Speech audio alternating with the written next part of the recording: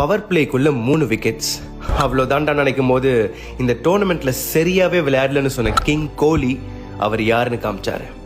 30 பால்ல 30 ரன். அவ்வளோதான்டா முடிஞ்சதுன்னு நினைக்கும் போது ஐபிஎல்ல தன்னோட சொந்த டீம் சப்போர்ட்டர்ஸே பூ பண்ண ஹர்திக் பாண்டியா அவர் யாருன்னு காமிச்சாரு. கடைசி ஓவர்ல 16 run.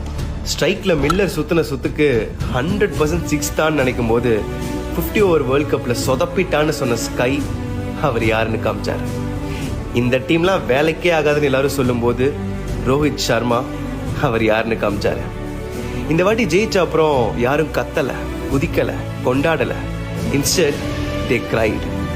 So did the clouds. So did the entire nation. Thank you, India, for reminding us that for every setback, there will be a strong comeback. இது வெற்றி மட்டும் இல்ல, எந்த சிச்சுவேஷன்லயும் எதை வேணா பண்ணிட முடியும்னு 140 கோடி